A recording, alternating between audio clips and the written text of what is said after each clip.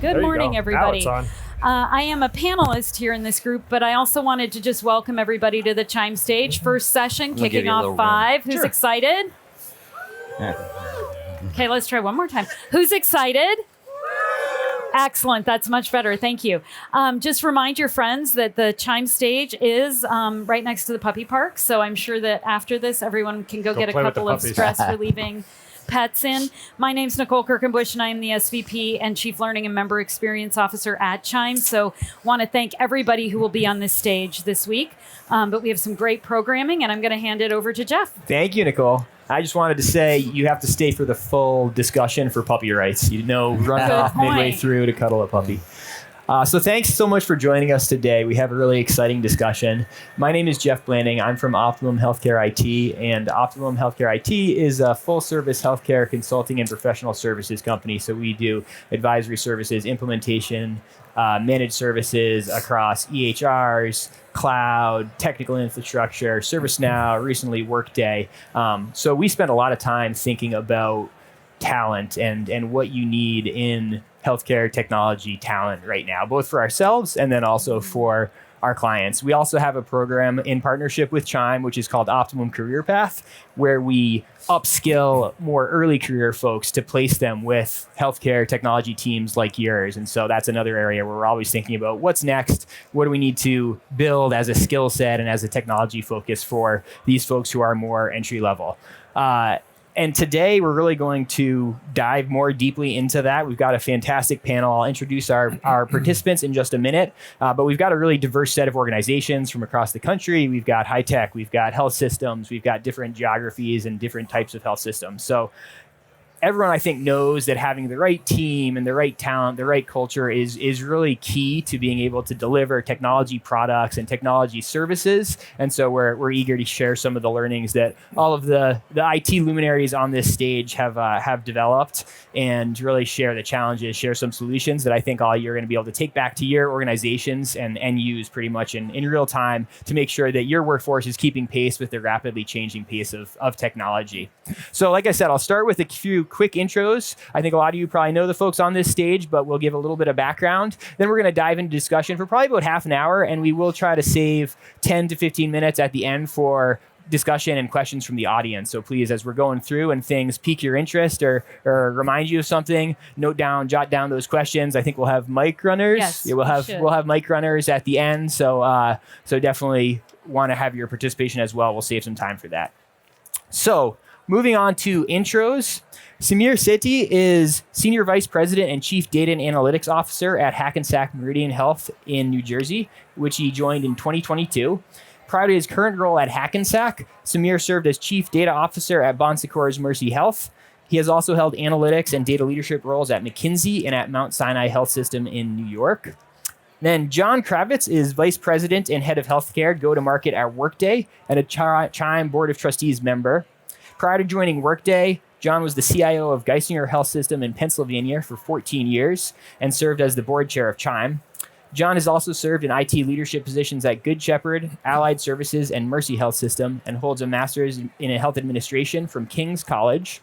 And Chris Paravate has served as Chief Information Officer at Northeast Georgia Health System since 2014 and started his career with the health system in 2010 as the Chief Applications Officer. Previously, Chris worked at Children's Healthcare of Atlanta for 13 years, leading their digital adoption and implementation. Chris earned his MBA from Brunel University. And finally, Nicole Kerkenbush is the Vice President of Education at CHIME. Prior to joining CHIME in 2023, Nicole was the Chief Nursing and Performance Officer at Monument Health in South Dakota. Prior to Monument, Nicole served in the U.S. Army for 24 years, holding various healthcare IT leadership positions. Nicole has master's degrees in informatics and healthcare administration from the University of Washington. So now diving into our discussion, and really to start off, I wanted to talk a little bit about kind of what are the challenges, what are the opportunities, kind of level set on what we see out there right now, and then transition to talking more about, okay, now that we've kind of talked about what the challenges are, what do we do about it? So I think we can all agree it's been a pretty eventful few years. So we've had COVID, we had moving to fully remote very quickly, we had the Great Resignation, now we've got return to office in some cases, we've had health tech kind of boom and at least a little bit bust. And so all of this has kind of set a very interesting background for our employees and our teams and kind of how talent moves in and out of health systems. We've also obviously seen very rapidly evolving technologies. So given all that, what do you all see? And we can kind of start with Samir and go across. What do you see as some of the bigger challenges and opportunities from a technology talent perspective right now? Oh, thanks for having me here. I think the biggest challenge is competition. I think with COVID and people having the liberty to work from their homes and not close to the place of work, it opens the doors obviously for folks to work for companies across the world, sometimes across the country. So I think what we have to do is we have to compete with organizations and startups in California and the West Coast, for example, here, while being in New Jersey. So I think that's been a big issue for us. In addition to that, I think setting the right culture. I think post-COVID, it's been hard finding the right mix between bringing people in. Now, how do you mandate it, or how do you enforce it, or don't enforce it? I think it's been a bit of a mix. I think us as organizations haven't figured that out yet. It's going to take us some time. Folks want to come back, and then they're very comfortable at home as well. So I think finding the right balance, that's been a challenge as well. Awesome. I would say part of the challenge, and I saw this a lot before I left Geisinger, financial sustainability for healthcare systems.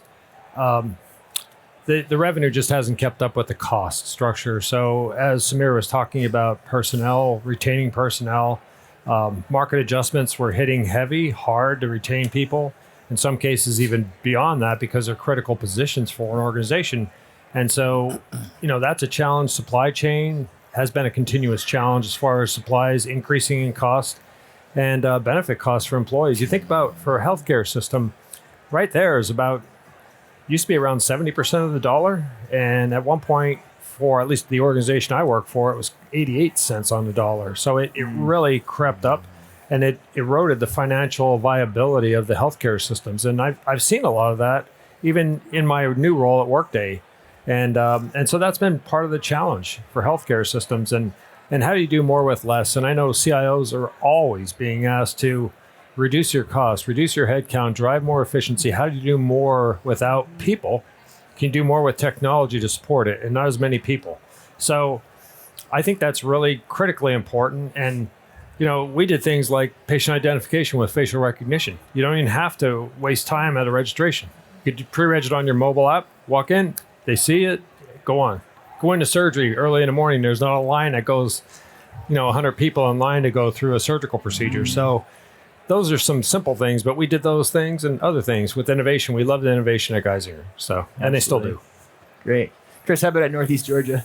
Yeah, I think, frankly, all those dynamics really create a multifaceted problem. For me, we're very fortunate in an area that is making money and is growing, and is the cost of living is still pretty affordable. However, it all starts with culture, and culture drives belonging and purpose. And as you move to a virtual workforce, that sense of belonging and culture gets diluted and commoditized, and it gets very hard to compete. And then you're competing on a dollar and the project and not on the purpose. And that for us, particularly in areas like analytics, in technicals, where they don't really need to be in front of our customer, and we call them customers, that creates really a commoditization of those types of roles. And that's the area where we're really struggling. The talent that we build, we have a very specific strategy around that talent, but we always start with culture. What's the environment that we want to create inside of IT? What are our experience that we want our customers to have? How does that align with the organization's culture? Because they fit in.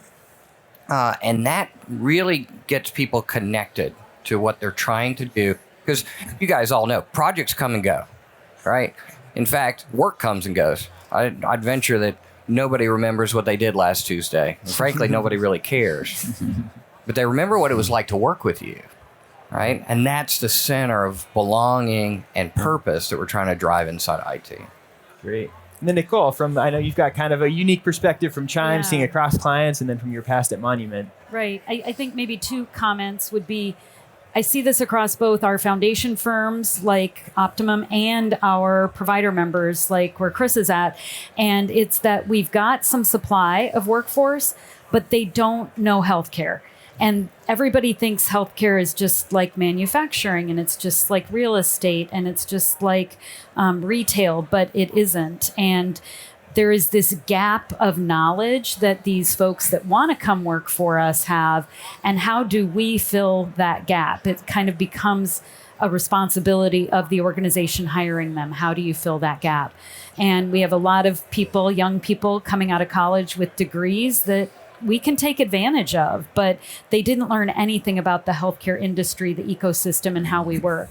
The second piece is then compounding that challenge based on the financial pieces that John mentioned, and we were feeling it where I was at Monument Health as well. The first thing that gets cut is all the food budget. You take out all your fun parties, right? But the second thing is travel and education. And so now those healthcare systems are really struggling with even having the ability, the funds to implement those training plans that they have. So how can we help them with low cost, efficient solutions? And I'm honestly seeing it even in our foundation firm members, which is our term for vendors, but the vendors are struggling too. They don't have huge training budgets. So how are they going to get these people spun up and in the way to support the healthcare providers? So one thing there that I'd like to hear a little bit more about is, we talk kind of a lot about broadly the challenges. Are there specific tech areas, like when we think about some of these emerging areas like cloud or cybersecurity, are there areas where you struggle in terms of the skill sets that your existing team has or your ability to hire new areas? I could talk about that. Before I left healthcare to come over to the vendor side, we were migrating to the cloud for our data centers, with the exception of the vendor neutral archive because it just wasn't ready. But everything else would have been in the cloud, including Epic and everything else. And so we had some challenges with that. So we had to have some vendor support to get us there, because obviously we're used to spinning up servers and storage and everything else on-prem. And it's a completely different model. And so getting our people trained and getting them into that mode of thinking differently. And then there was opposition, because you're going to remove my job. No, I'm setting you up for the next 25, 30 years of your career.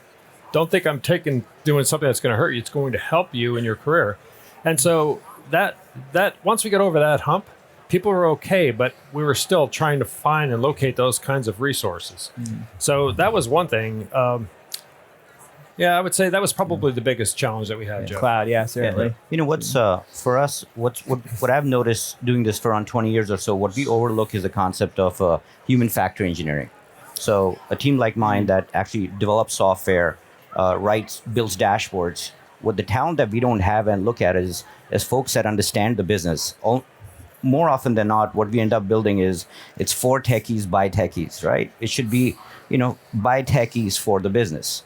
So there's a new concept of human factor engineering, and what we are doing is arming ourselves with those folks in the team. So they build things, they build insights, and do data delivery in the form, in a sense where it's delivered within the workflow. Software companies like Workday and others do really well. But us as health systems, we don't even think about bringing that talent in. And that talent doesn't want to work for us. They want to work for software companies. So I think that's a challenge for us. What about at Northeast Georgia, Chris? It's similar to what John shared around the retooling is particularly a challenge. And as a CIO, you're constantly deciding, what am I building versus what am I buying, and for what purpose, right? And there's kind of the crown jewels, right? Your core infrastructure. And as we've grown and really digitized our organization, the complexity has gotten far more than it ever has before, right? So going back and doing things like CMDB and architectural design and really building that discipline has been extremely difficult for us. Once upon a time, I could sit down with a new hire, a leader, and I could draw out our architecture, and on a whiteboard and say, this is how it all connects, and, do that upscaling, right? I can't do that anymore. And so driving more discipline into the business, and that's a big investment, right? And it's like, oh, okay, well, I'm going to invest in architectural design, and there's a long haul value to that. But if you don't, what happens is you get this collage of technology that doesn't fit well, and then it eats your lunch on support, right? So then all of a sudden you're consuming 70-80% of your IT in just trying to keep everything afloat versus being able to use that discretionary effort because you've invested in it to really propel and continue to invest forward. Great. And Samir, I wanted to come back to kind of the culture piece. So you had some interesting insights on kind of how you tie those together, how you can use culture as a competitive differentiator against the Workdays and the tech companies, and use that to attract those folks and make them want to stay at Hackensack. Yeah, so I think for health systems generally, and first of all, it's a very hierarchical organizations, right? Generally, and techies don't appreciate that, especially if you're developing software. So what we have tried to do is we try to simulate what talent would actually experience working for Google in a health system, and that doesn't quite work well. So what we have done is we focused on building an operating model which starts to take the talent and divide them into what we call chapters. They're more like centers of excellences. So what happens is the data engineer has a reporting line into somebody that was a data engineer versus a director or somebody that's very good at P&L management but not that talent management. So similar to that, we have our data analysts reporting into a chapter that's just for data analysts. And these folks get sent into what we call squads. A lot of organizations call it pods. So they report into a very, specialty sort of a cohort while they work in different squads or smaller teams. That starts to give them a multi-dimensional way of thinking about their careers, which is doing the work and then getting developed within their chapters. We've seen that has helped quite a bit, where talent is happy. They feel like they're working for a tech-y sort of a company versus a hospital, and they grow. Great. And John, I'm kind of curious, for your perspective, you've been on both sides now. How does the culture, talent management philosophy, how you build new talent, how does that differ, what you've seen at Workday versus what you lived at Geisinger and other health systems? Yeah, one of the things I could tell you, I could see at Workday that it's all about the culture and the way it's driven. The employees are the first priority for them. Customers are the second, because happy employees create fantastically happy customers, and that's what's really important. But it's such a switch for me, coming out of the healthcare system, and I've been in healthcare 30 years as CIO. But it was a big change, and so part of the challenge is we're growing, which is wonderful, right? We're working hard to grow our customer base and having some success with that, but trying to get enough resources to help our partners or to help our own implementation teams, because we can't do it all like Epic does, right? We have a different ecosystem we live in, and so that's a challenge. And there's just not enough resources out there to support everything. So trying to retool resources like Samir's talking about is so critically important to continue to grow as an organization. Absolutely. Yeah, retooling. And then one of the things we're doing with our CareerPath program, and Chris has used it at Northeast Georgia, is kind of creating that next generation of talent too. And John used it at Geisinger as well. So really kind of training people from the ground up in areas like maybe Workday or Cloud or even Epic, where it's been challenging to find resources at times. Can you talk a little bit about that from your perspective, Chris, of kind of where are you focusing on upskilling versus bringing in new? Probably more deliberate strategy than ever before. Really start with we do an IT boot camp, and the first thing they do, staff come out of general orientation where they hear about the organization, and we talk about, okay, now how do we support our customer? And we do call them customers because they have choices and they make spending decisions, and they could choose not us. They could choose an alternative. And so we're very deliberate about that. We align all of our technology teams by customer. So we support customers. We don't support technology. We enable the technology to drive that. And we value going to see the work through the eyes of your customer, eye to eye. Where are you? Can I come see you? Can I come round with you? I take that team, they go through a boot camp. I take that team to the emergency room, and we stand there at 5 o'clock in the afternoon in a level 1 trauma center, and you see helicopters landing, 6 or 7 ambulances at the bay, and we sit right in the core, and we say, what's going on in here? How is it flowing? And some of them get a little scared because you see some patients that are really in some desperate care. And then we walk into a clinic and say, what's wrong with this? What's wrong with this experience? Well, they didn't greet me when I walked in the door. How does that influence how we deliver? Now, how do we partner with a customer so that they can be in the moment with our patients and not be distracted by other technology? And every single person goes through that. And guess where they go from there? They go to the help desk. Why? Because who likes to call the help desk? No one. It is your last resort to get a solution. You're frustrated, you're tired, you're aggravated, you're distracted. So when you call the help desk, you will have an exceptional experience. You will have a fully competent person who's fully capable of solving that problem.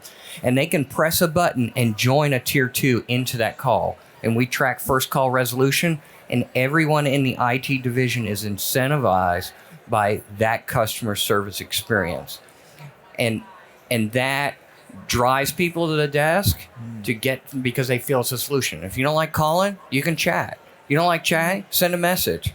Just let us know how you want to interact. But the technology is the table stakes for us to have the relationship with the customer. And customer has patients sitting in front of them. How do we get them to be in the moment caring with all the distractions that are going on? Not only that patient, but all their family members and all the questions and all the socioeconomic problems that come with that patient. How do we get them focused on that? And that is the center of our IT. Our core values is really how do we connect in that moment. Mm-hmm. Yeah.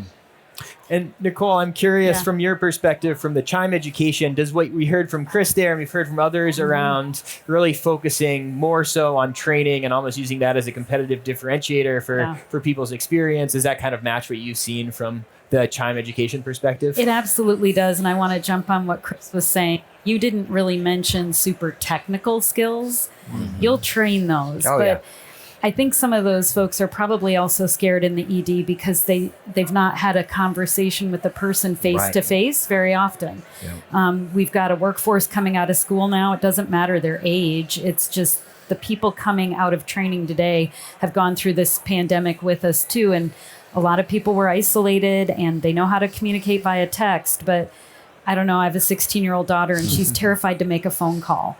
I'm like, I spent hours on the phone at 16. My parents were like, get off the phone. She's on the phone. It's just a different interaction. But to have a conversation, which is so important in IT, I think that's another piece that, at least with CareerPath, we also with those folks on things like, how do you talk to a CMIO? And remember, that might be a physician. And that might be a little scary to a 22-year-old who's just come out of school. Frankly, it's sometimes scary to a 29-year-old like myself to talk to that surgeon. And so how do you train those skills? And I think another big piece of it is teaching people how to help people define the problem. So we get plenty of solutions. I don't know if they always have a problem that they're trying to solve. So I heard from a very young startup CEO yesterday in a session in one of the Sunday programs. He said he likes to talk to people about what gets them up in the morning and what keeps them up at night. And that's how he defines the problem. And I thought, how insightful for somebody.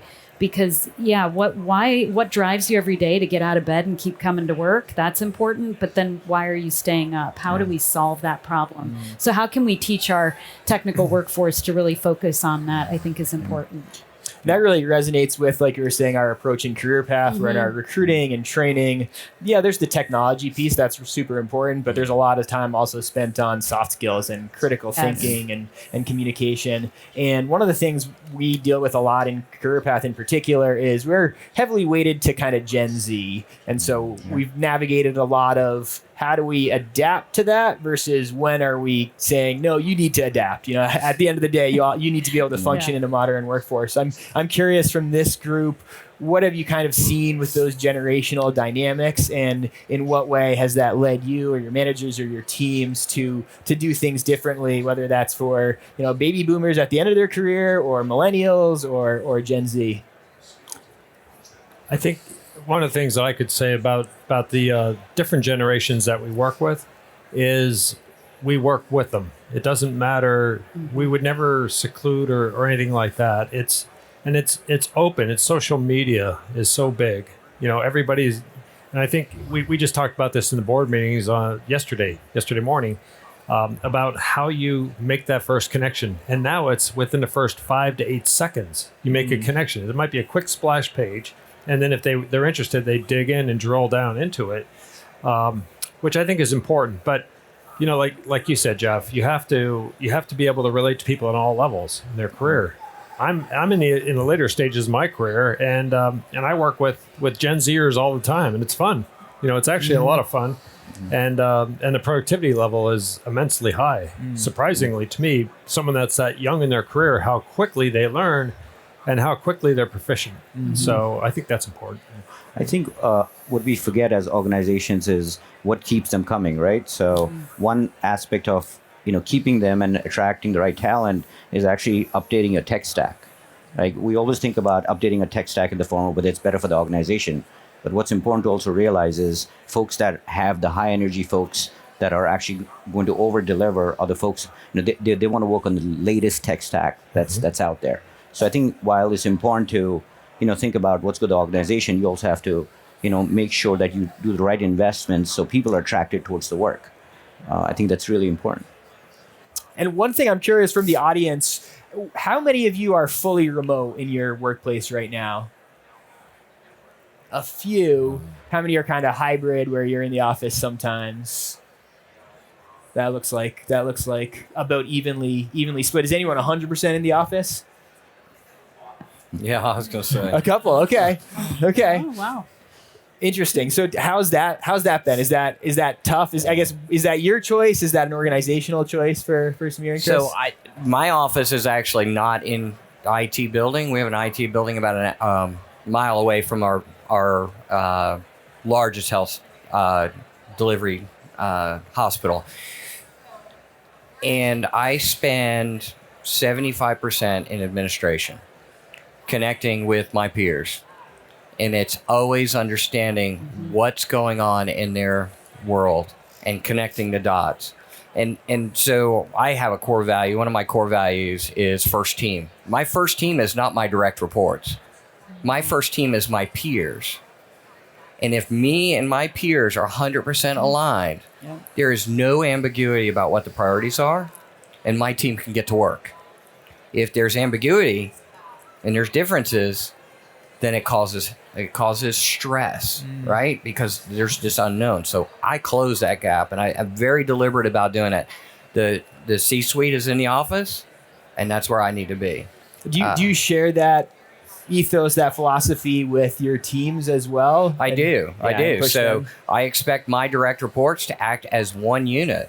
If the CTO says X and the chief application officer says Y, it's going to be a very difficult conversation about why aren't you resolving that? Why would you let your team deal with that stress? And we've got lots of pressures going on, right? Inside of the IT team, we should work as one unit, and we ought to be able to say exactly what's on our mind, good or bad. And so we very, very deliberately focus on, you know what? I need you to tell me exactly what you think, unfiltered, unvarnished, respectfully, but I need to know where you. And it doesn't mean you're right. It's not who's right or who's wrong. It's getting at, to your point, what's the root problem? How do we focus on assuming good intent, driving at problem resolution, removing the stress, removing the tension between teams so they can actually attack that problem. And that's really deliberate. Now, my team is mostly remote at the staff level, but at the manager and above, it really is, because there's nothing in IT you can do alone except for respond to email, right? I mean, that's it. Everything is interdisciplinary. So I need my teams to be working in those units effectively. I kind of want to go work for Chris now. Yeah, come on. I'm like, yeah. Nah. We'll talk So- after. Okay. When you're writing code for a living, right, it's very easy to forget that you actually work for a hospital, right? So I think, at least at Hackensack, the culture that we're pushing is, show up at the hospital, do rounding, walk the floors. It starts to make you feel that you're working beyond your, techie writing code sort of environment, and there are patients here and people here, and what you're doing makes a difference. So I think that's one of the reasons I show up every day, and obviously encourage the team as well. Great. We've got about 10 minutes left, so I wanted to take this opportunity to take some questions, comments from the crowd. Any questions? Anything we can dig deeper into from your all's perspective? John, Mark, do we have microphones? Okay. I don't know if there are any questions, but you You can shout, and I Yep, can repeat until we while get the wait mic. for mics. If not, we'll keep going and oh yeah, right here.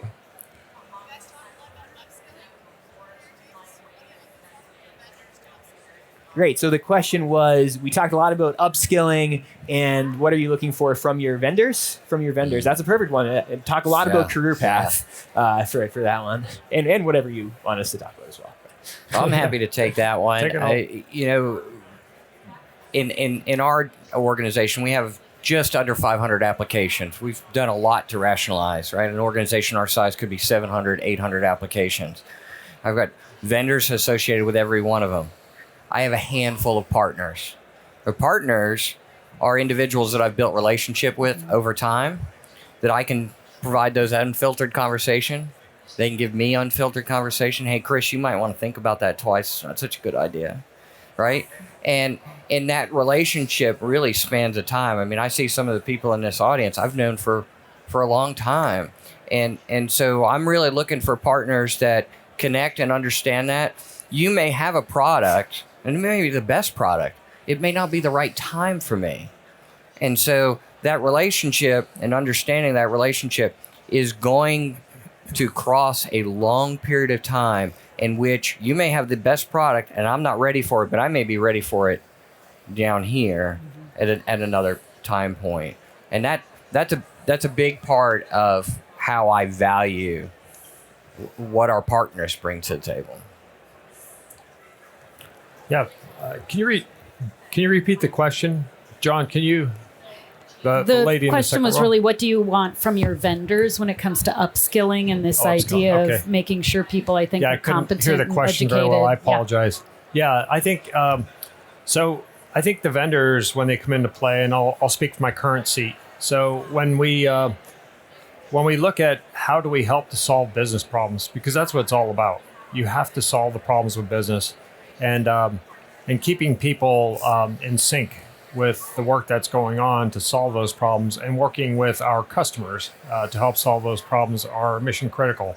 For us as a vendor, listening to the customer, getting customers engaged in advisory boards, because 40 to 50% of our enhancements that come out every 6 months come from our customers directly. Yeah. And it's utilitarian, right? Because we're in all industries. We have well over 10,000 customers worldwide, and we run one version of our software for everybody. So it's really, it's important that it's utilitarian, because you want to be able to spread that knowledge across. And in healthcare, it's been really important for us. So we have the ability to upstage and continue to train up people to do new functions and enhance our product suite offerings. So I hope that answers the question. Any other questions from the crowd? There's one right here. Hi. So just at the end, Samir, you were talking a little bit about what you do for, rounding and really getting IT kind of closer to the mission. Can you talk a little bit more about that? Because I think that's a really interesting concept. And Hackensack's in my backyard, so it's kind of cool. Yeah, perfect. So I think what we have, mandate is a hard word, but what we have mandated is our team coming in at least once a month, right? And as a part of that, we create a bit of a concept of, or should I say, showcase what we call Scrum of Scrums, where folks come in and showcase what they have done in the last 1 month, right? So that creates a bit of a culture around what the team does together. But in addition to that, we make sure these events actually happen at hospitals. So that allows people to go into the ER and the NICU and the ICU, right? And we try to connect the dots where we start to show, for example, we built a model where we were helping with optimization of our OR, operation room, usage. And what we show is the dashboard in use, how schedulers are actually using it to figure out where there are gaps in the schedule and fit a procedure in there. So that's how we start to connect the dots, show what folks have built is in action and in play. That's helped quite a bit. But I think showing them the reason behind this is showing them purpose beyond just IT or tech. I think that's been very meaningful. I think that ties nicely back to what Chris was talking about too, of kind of take them out to the ED, to the floor, let them see, hey, this is the impact of what you're doing. You're not just behind a keyboard. I think that, the one thing, and I appreciate you sharing that, is, if you get a call from a department, they may say, well, I need a faster printer. And you're like, well, what's the problem you're trying to solve? Well, I need to see cultures and sensitivities before I modify antibiotic orders. Well, what you really need is a work queue that shows you antibiotics that don't match the cultures and sensitivities that you found. And we need to prioritize that list based on severity and other things that are going on with that patient. We're like, you can do that? So understanding the problem and then partnering with the organization to leverage that technology to innovate is a big piece of what we do. And that's what we do. We bring our teams in. We say, you don't have to be in the office because we're going to declare Tuesday the day you come in the office. We want you to be in the office when you meet with your customer. Connect with your customer in first person, wherever that is. So if your customer's having a Teams meeting, fine, have a Teams meeting. But if they're meeting in ACR2, you need to be in ACR2 or any campus that it is. And that it's staying true to that core value of connecting with your customer. That's great. We had a question over here, Geoff. With the increasing, I would say, virtualization and distribution of the workforce, how are you tracking both the hard skills and the soft skills of both the IT professionals and maybe the entire workforce that you have? Kind of more logistically, like where do you capture this person has this skill or doesn't? Spreadsheets or some other? Yeah, so I guess that's a good question for me. For Workday, yes. Yeah, so... is he a plant? Yeah, exactly. Could have been, but I'm not certain that it was. That's a really important problem because it's funny because and I don't like to talk a lot about AI. I love AI and we use AI in our product, but those skills are so mission critically important. So we have the ability right within our product offering to document all the skills that you have as an individual, and your leader will validate those skills to make sure they're accurate in the role. But those skills are also what's important. At Workday, we encourage people to leave their jobs and take other jobs within the organization so they can grow within the organization as well. And I've stolen a lot of people in my area now, from other areas. And nobody takes offense to it. That's just the way it is. And they just, we'll rebound, we'll get more new good people and we'll do it. But that's what happens. And those skills are so mission critically important, especially for a position. So you know exactly what the position entails in the skill set. You can use AI. If you can't find someone within the organization, we go outside and we have the ability to use NLP and other tools to find those skill sets. So come through thousands of resumes and surface up the ones that look like they're good, and then take a lot of the work off people that are scanning resumes all the time. And in some healthcare organizations, I've heard where there could be 10 people in HR. That's all they do is review resumes. Oh my God, I'd shoot myself if I had to do that job. I could never do that. But that's what some people love to do. Yeah. But now we have tools that can help with that, and it takes stress off. It doesn't eliminate people's jobs, but it surfaces information up so they can be actionable. And I think that's really important. Yeah. So that's a great question. Yeah, I'd like to add. It wasn't a plant, sorry. So I'd like to add, I think focusing on developing career journeys is really important, right? We don't do that as leaders. It's at times what I've seen is it's very generic. And I think I'd mentioned chapters, right? So the concept there is isolating the talent within a cohort. So if it's a data engineer, you develop career journeys for a data engineer, how they become from a data engineer to a senior data engineer to a lead to a principal, and what it takes to do that, and having that discipline of moving people through those career journeys, which includes upscaling them, is I think really important. I think that's what's missing. I've more time than not, I've seen people only look at this from a review process at the end of the year. We're looking at what people have done, what training they have done. But I think for doing some sort of quarterly check-in, but following a career journey across that conversation is I think really helps even us as leaders, but also as talent themselves. One more right here in the purple. You have the mic? Here, he's going to bring the. He's going to bring in the mic so we can hear you. In that same example, though, like for a data engineer, there's also lateral career moves that help them to grow. And so understanding not just the trajectory, but some of those adjacencies that complement their already existing skill set is also really important too. Yeah, absolutely. Yeah. So. All right. Well, thank you so much for joining us, everyone. Really great discussion. I think some fantastic pointers there. Maybe just final thoughts for each of you to leave us with as we wrap up here. Yeah, maybe your most exciting insights for the day, Samir. I think for me, I think the world's changing very quickly, especially with AI. So it's important for us to, look at our talent and focus on, what happens to them next. How do you take them to the next level, right? There's a lot of fear of what AI and other technology are going to do. And we do know that, people aren't going anywhere. That's the core of our business. And we just have to figure out how we scale them in the right way. So, they continue working for us. So I think more so now than ever, it's really important to focus on the talent and see how they fit into the world of AI.